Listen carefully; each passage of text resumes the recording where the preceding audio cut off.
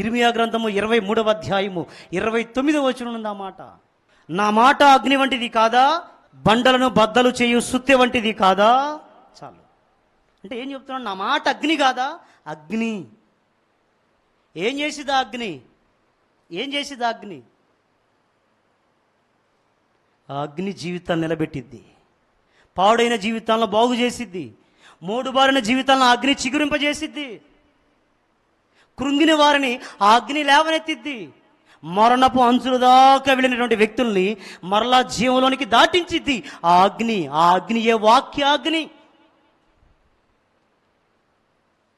అర్థమైందా? నేను బ్రతికింది అలాగే.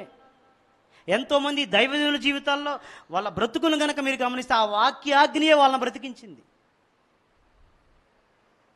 ఓసారి మళ్ళా చెప్తాను ఇంకో మాట. దైవజనులు ఒక ఆయన ట్రైన్లో ప్రయాణమై వెళ్తా ఉన్నాడు, వేరే ప్రాంతానికి, దూర ప్రాంతం వెళ్ళాలి. ట్రైన్లో పైన బెర్త్ మీద పడుకొని ఉన్నాడు ఆయన. కింద దిగాడు, నిద్ర రావట్లా, కిందకు దిగాడు. కిందకు దిగిన తర్వాత అతనికి హృదయంలో ఒక బలమైన ప్రేరణ ఏంటిదనంటే, నువ్వు చదువుతున్న బైబిల్ గ్రంథాన్ని తీసి అతనికి ఇచ్చేసేయి, అతనికి ఆ ట్రైన్ ప్రయాణంలో ఎదురుగా ఉన్నటువంటి ఆ కంపార్ట్మెంట్లో ఉంటారు కదా, వాళ్ళతో మాట్లాడుతూ పరిచయం పెంచుకొని ఇతని దగ్గర ఉన్నటువంటి పుస్తకాన్ని అతనికి ఇచ్చాడు. క్రొత్త నిబంధన పుస్తకం.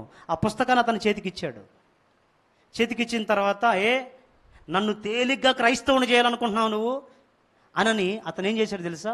ఆ క్రొత్త నిబంధన పుస్తకం ఉంటుంది కదా, దాన్ని 2 ముక్కల కింద చించి కిటికీలో నుంచి బయటికి ఇసిరేశాడు.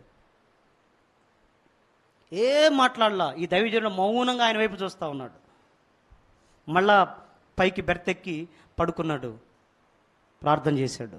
దేవా, పుస్తకాన్ని చించేశాడే, బైబిల్ని చించేశాడు అతను. నాకెంతో బాధగా ఉంది. ఆ పుస్తకం నా దగ్గర ఉన్న ఇంకెవరికైనా ఇచ్చేవాడిని, అతను చించేశాడు ప్రభువా, చించేశాడు, కిటికీలో కొంచెం ఇసిరేసేసాడు అని ఆ దైవజనుడు బాధపడి ఆ రాత్రి అతని కోసం ప్రార్థన చేశాడు. అయితే ఇతను ఏ ఊరు దగ్గర ఆ పుస్తకాన్ని పంచాడో, అది ఏ స్టేషనో ఇతను గుర్తెరిగి ఉన్నాడు. కొన్ని సంవత్సరాల తర్వాత ఓ రోజు అనుకోని రీతిలో ఆ దైవజనుడు, ఏ దైవజనుడితే పుస్తకం ఇచ్చాడో ఆ దైవజనుడు కరెక్ట్గా అదే ఊరికి వచ్చాడు. ఊరికొస్తే ఈయన వెళ్తా ఉన్నాడు. అక్కడ ఒక కూటం జరుగుతూ ఉంది. ఆ కూటం నుంచి ఒక సాక్ష్యం వినబడతా ఉంది. ఏమని అనంటే, నేను పలానా సంవత్సరంలో, పలానా నెలలో, పలానా తేదీన, పలానా రైల్వే స్టేషన్లో ఆత్మహత్య ప్రేరేపణతో నేనున్నాను, చచ్చిపోదామనని పట్టాల మీదకి వచ్చి నా తలకాయ పెట్టున్నాను. నేను నెక్స్ట్ ట్రైన్ వస్తే చచ్చిపోదామన్నటువంటి ఆలోచనలో నేనున్నాను. అలాంటి సమయంలో ఆ రైలు పట్టాల మీద రెపరెపలాడుతానంటే ఒక కాగితం ముక్క నాకు కనబడతా ఉంది. రెపరెపలాడుతూ ఉంది, బాగా శబ్దం వస్తూ ఉంది. ఆ కాగితం ఏంటా ఆ కాగితం అని నేను ఆత్మహత్య తలంపులతో ఉన్నట్టు నేను అక్కడ దాకా వెళితే అది ఒక పేపర్ మీద కొన్ని వాక్య భాగాలు ఉన్నాయి. అందులో ఒక వాక్య భాగం నన్ను ఆకర్షించింది. ప్రయాసపడి భారం మోసుకున్న సమస్త జనులారా నా యొద్దకు రండి, నేను మీకు విశ్రాంతిని కలుగజేతును అనేటువంటి మాట నన్ను ఆకర్షించింది. ఆ మాట రైలు పట్టాల మీద ఉంటే ఆ పేపర్ ముక్కలో చదివి ఆత్మహత్య నేను విరమించుకున్నాను, యేసుప్రభుని తెలుసుకున్నాను. ఈరోజు యేసే దేవుడిని ప్రకటించడానికి దేవుడు నన్ను వాడుకుంటున్నాడనే సాక్ష్యం ఇచ్చాడు.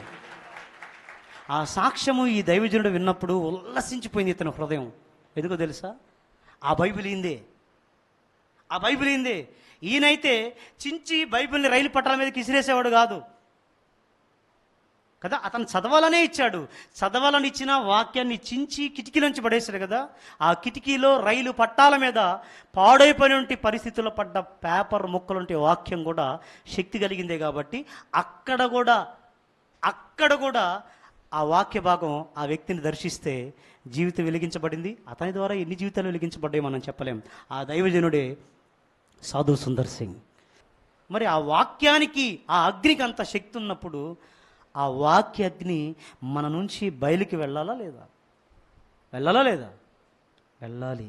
వెళ్ళాలి అని అంటే ముందు నీ హృదయము ఆ వాక్యాగ్ని చేత నింపబడి ఉండాలి. ముందు నువ్వు నింపబడితే, నీ హృదయం నింపబడితే అప్పుడు నీ నోరు తెరుస్తావు. నోరు తెరిచినప్పుడు నువ్వు మాట్లాడే చిన్న చిన్న పదాలు, నువ్వు చెప్పే చిన్న చిన్న సాక్ష్యాలు, చిన్న చిన్న మాటలు, చిన్న చిన్న వాక్యాలు ఎదుటి వ్యక్తిలో క్రియ చేస్తాయి. ఆ అగ్ని వాళ్ళను తాకుతుంది. కాబట్టి ఏం చేయాలి? వాక్యాగ్ని మన నుంచి బయటికి వెళ్ళాలి. అంతకన్నా మునుపు ఆ వాక్యాగ్ని చేత మనం నింపబడాలి. ఎంతమంది చదువుతున్నారు బైబిల్ని? సంవత్సరంలో కనీసం ఒక్క మారైనా బైబిల్ చదివే వాళ్ళు ఉన్నారా? ఉన్నారా? సంవత్సరానికి ఒక్క మారైనా బైబిల్ చదివే వాళ్ళు ఉన్నారా? రోజు 4 అధ్యాయాలు కనుక నువ్వు చదవగలిగితే ఒక ఏడాదిలో నువ్వు బైబిల్ కంప్లీట్ చేయగలవు. రోజుకు 4 అధ్యాయాలు నువ్వు చదవగలిగితే ఒక సంవత్సరంలో నువ్వు బైబిల్ కంప్లీట్ చేస్తావు. కానీ వింతైన విషయం ఏంటిదనంటే వేటికో టైం ఉంది, కానీ జీవాన్ని ఇచ్చి అనేక జీవితాలను వెలిగించే ఈ వాక్యాగ్నిని మాత్రం చాలామంది నిర్లక్ష్యం చేస్తున్నట్టు వాళ్ళు ఉన్నారు. అదైందా? కొంతమందికి వాక్యం అంటే ఎంత నిర్లక్ష్యం. ఆ చెట్ల కింద, ఆ రోడ్ల మీద, ఇంకెక్కడో తిరుగుతూ ఉంటారు. చర్చికి వచ్చి కూడా అది ఆ బాత్రూముల కాడ, అది ఆ ముసలోళ్ళ గది కాడ, ఈ వెనక తిరుగుతూ ఉంటారు. షట్టరు తాళాలు వేసి తెచ్చాడు పెట్టమన్నా, మరి మా వాళ్ళు ఏందో పెట్టట్లేదు. పెట్టారా? చేతిది గట్టిగా స్తోత్రం చెప్దాం. అది కాబట్టి వాక్యాగ్ని అనేది మన నుంచి బయలు వెళ్ళాలి. వెళ్తేనే కార్యాలు. అగ్ని ముందు వెళ్ళాలంటే ముందు మన దగ్గర ఉండాలి. అది బ్రతికించేది, జీవితాన్ని నిలబెట్టేది అదే వాక్యమే. నువ్వు ఎన్ని మాటలు చెప్పినా నీ సొంత మాటలు పనిచేయవు, కానీ వాక్యం పనిచేస్తున్నది. ఏ రూపంలో ఉన్నా, ఎక్కడున్నా, చెత్త కుప్పల మీద ఉన్నా సరే వాక్యానికి శక్తి ఉంది. హల్లెలూయా.